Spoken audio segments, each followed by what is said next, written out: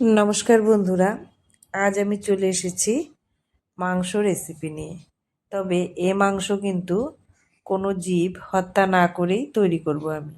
তো চলুন দেখে নিচ্ছি কিভাবে আমি মাংসটি তৈরি করব।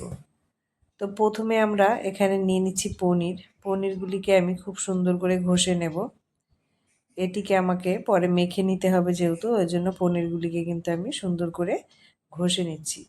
পনিরগুলি যখন আমার ভালো মতো ঘষা হয়ে যাবে, তখন আমি এর সাথে নিয়ে নিব কিছু সেদ্ধ আলু। সেদ্ধ আলুগুলিকেও আমি পনিরের সাথে এখানে ভালো করে ঘষে নেব। আলু এবং পনিরগুলো ভালো মতো ঘষা হয়ে গেলে তখন আমি এখানে কিছু মশলা কিন্তু মিশিয়ে নেব। প্রথমে দিয়ে দিব নুন, হলুদ, তার সাথে কাশ্মীর লঙ্কার গুঁড়ো। তারপর দিয়ে দিব অল্প পেঁয়াজ বাটা, অল্প রসুন বাটা, অল্প আদা বাটা ও অল্প পরিমাণে আমি লঙ্কা বাটা এখানে দিয়ে দেব। লঙ্কা বাটাটা দিয়ে নিয়ে আমি ভালো করে এখানে মেখে নেব। আলু এবং পনিরটাকে মশলার সঙ্গে খুব ভালো মতো মেখে নেব, একদম খুব সুন্দর করে, যাতে একটুকু দানা দানা কিছু না থাকে।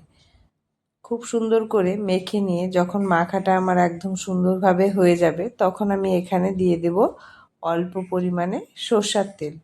অল্প পরিমাণে সরষের তেল দিয়ে আবার আমি মাখাটাকে কিন্তু খুব সুন্দর করে ডলে নেব, যাতে আমি যখন এগুলি থেকে কিছু গড়তে যাব আমার খুব স্মুথলি হয়ে যায়, সেই জন্য। আর আমি কিন্তু হাতেও বেশ সুন্দর করে সরষের তেল ডলে নিয়েছি। এবার এগুলিকে আমার মাংসের গড়ে নেওয়ার পালা। তো আমি কিন্তু এখানে আজকে চিকেন রেসিপি করব, সেই জন্য আমার মাংসগুলি কিন্তু দেখতে লেগ পিস এবং চিকেনের যে পিসগুলি হয় সেই রকমই হবে। তো আমি প্রথমে এটিকে একটু শেপে আনার চেষ্টা করব মাংসের। আর মাংস থাকলে মাংসর হাড় থাকবে না, সেটি তো হতে পারে না। সেজন্য কি করব, হাড়গুলোকে আমরা কি করব, দারচিনি ঢুকিয়ে দেব। দারচিনি ঢুকিয়ে দিলে কিন্তু এগুলো দেখতে বেশ সুন্দর হাড্ডির মতো লাগবে এবং এর থেকে খুব সুন্দর স্মেলও বেরোবে। কিন্তু পরে যখন আমরা গরম মশলাটা ব্যবহার করব, তখন শুধু কিন্তু এলাচি দিব, দারচিনি আর ব্যবহার করব না, যেহেতু আমরা এই ব্যাটারটা দিয়ে যখন তৈরি করছি তাতেই অনেকগুলো দারচিনি ব্যবহার করে নিচ্ছি।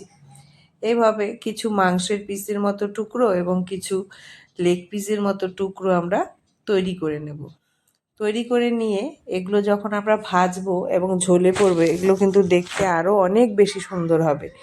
এখন যতটা পাতলা পাতলা লাগছে, তেলে পড়লে আরও ফুলে যাবে এবং ঝোলে পড়ার পরে আরও অনেক সুন্দর হবে। আমি এখানে কিন্তু একদম অল্প পরিমাণে একটু কর্নফ্লাওয়ার নিয়ে নিয়েছি। বেশি নেবেন না, তাহলে স্বাদটা নষ্ট হয়ে যাবে। কিন্তু যদি একটুকু কর্নফ্লাওয়ার না দেন, তাহলে কিন্তু তেলে ছাড়ার সাথে সাথে এগুলো ছেড়ে যেতে পারে।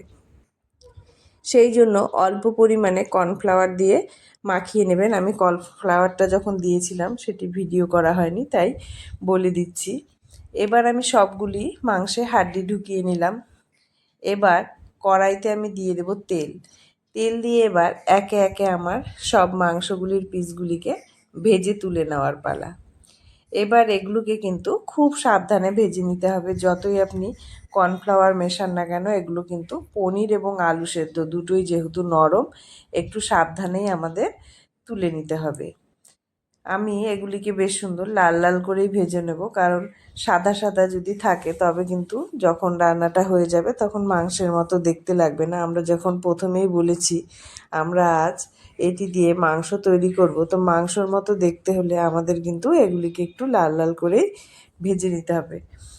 গ্যাসের ফ্লেমটা একদম কমিয়ে দেবেন না, তাহলেও কিন্তু নিচে ধরে যাবে। মিডিয়ামে রেখে একটু হিট থেকেই আমাদের আস্তে আস্তে এগুলিকে সুন্দর করে নাড়াচাড়া করে নিয়ে উল্টে পাল্টে নামিয়ে নিতে হবে। একটু সাবধানে করলে কিন্তু এগুলো ভেঙে যাবে না, একদম সুন্দরভাবেই হয়ে যাবে। দেখুন আমার এক পাশটা কিন্তু ভাজা হয়ে গেছে এবং কালারটা কত চেঞ্জ হয়ে গেছে এবং জিনিসগুলোও কিন্তু অনেকটা ফুলে উঠছে। এবার এগুলোকে ধীরে সুস্থে নামিয়ে নেওয়ার পালা। এগুলোকে এখন আমি নামিয়ে নেব। নামিয়ে নিলেই কিন্তু আমাদের মাংসের পিসগুলো মোটামুটি তৈরি হয়ে গেল। এগুলো যখন ঝোলে পড়বে দেখতে কিন্তু আরও অনেক বেশি সুন্দর লাগবে, তখন দেখেই মনে হবে এগুলো যেন সত্যি মাংসের এক একটি টুকরো। এবার আমরা মাংসের ঝোলের গ্রেভিটা তৈরি করে নেব। সোমবারে দিয়ে দেব এলাচ, দারচিনি আমি প্রথমেই বলে দিয়েছি দিব না, কারণ এই তেলে কিন্তু দারচিনির গন্ধ এমনি উঠে গেছে। প্রতিটি আমরা মাংসের টুকরোগুলোতে দারচিনি কিন্তু দিয়ে দিয়েছি। এবার এখানে দিয়ে দেব অল্প সাদা জিরা, আর তার সাথে দিয়ে দেব রসুন, আদা ও পেঁয়াজ বাটা। এগুলি থেকে যখন সুন্দরভাবে কাঁচা গন্ধ চলে যাবে এবং এগুলি বেশ সুন্দরভাবে ভাজা ভাজা হয়ে যাবে, তখন আমরা এখানে দিয়ে দেব কালারের জন্য কাশ্মীরি লঙ্কার গুঁড়ো। আদা পেঁয়াজ রসুনের সঙ্গে কাশ্মীরি লঙ্কার গুঁড়োটাকেও আমরা কিন্তু বেশ সুন্দরভাবে এখানে ভাজা ভাজা করে নেব। সব কিছু যখন বেশ সুন্দর এখানে ভাজা ভাজা হয়ে যাবে, তখন আমরা এখানে দিয়ে দেব নুন ও হলুদ। নুন হলুদটা দিয়ে আবার সব কিছুকে এখানে বেশ সুন্দর আরেকটু আমরা ভাজা ভাজা করে নেব। এগুলো যখন খুব সুন্দরভাবে ভাজা ভাজা হয়ে যাবে, তখন আমরা এখানে কিন্তু দিয়ে দেব অল্প পরিমাণে গরম জল। জলটা কিন্তু আপনারা গরমই ব্যবহার করবেন, ঠান্ডা জলটা দেবেন না, তাহলে ঝোলের স্বাদটা কিন্তু অনেকটা কম আসবে। গরম জলটা দিয়ে এবার এগুলোকে একটু কষিয়ে নেব। কষিয়ে নিলে তারপর আমরা এখানে কিন্তু দিয়ে দেব পোস্ত ও কাজু বাদাম। আমি একসাথে বেটে রেখেছিলাম সেই পোস্ত ও কাজু বাদাম বাটাটিকে। এবার পোস্ত ও কাজু বাদাম বাটাটিকে এই আগের মশলাগুলির সঙ্গে খুব ভালো মতো আমরা মিশিয়ে নেব। মিশিয়ে আমরা এখানে সুন্দর করে কষিয়ে নেব। পোস্ত এবং কাজু বাদাম বাটাটা যখন ভালো মতো কষে যাবে, তখন আমরা এখানে দিয়ে দিব 1 কাপ দুধ।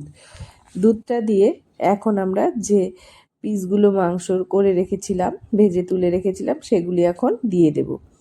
দিয়ে এবার আমরা এখানে এগুলিকে একটু ফুটিয়ে নেব। আমরা কিন্তু একদম ঢেকে ফোটাবো না, কারণ আমাদের কিন্তু মাংসের পিস খুবই নরম, ঢেকে বেশি ফোটালে কিন্তু এগুলো গলে যাবে। তো আমি সেই জন্য এই মাংসের পিসগুলিকে না ঢেকেই বেশ সুন্দর করে গ্যাসের ফ্লেমটা একদম কমিয়ে ফুটিয়ে নেব। উপর থেকে ছড়িয়ে দেব অল্প কস্তুরি মেথি ও 1 চামচও না, 1/2 চামচ ঘি, আর একটু দিয়ে দেব মিষ্টি, যাতে স্বাদের ব্যালেন্সটা ঠিকঠাক আসে। অল্প পরিমাণে চিনি দিয়ে দেব। ঘিটা দিয়ে ফুটে উঠলেই কিন্তু আমাদের ঝোলটা একদম রেডি হয়ে যাবে, আর ঝোলটাকে আমাদের কিন্তু শুকনো শুকনো করে নিতে হবে। আমাদের মাংসের রেসিপি কিন্তু একদম কমপ্লিট। ভিডিওটি যদি ভালো লাগে অবশ্যই লাইক ও সাবস্ক্রাইব করে দেবেন, কমেন্ট করে জানাবেন আপনাদের কীরকম লাগে।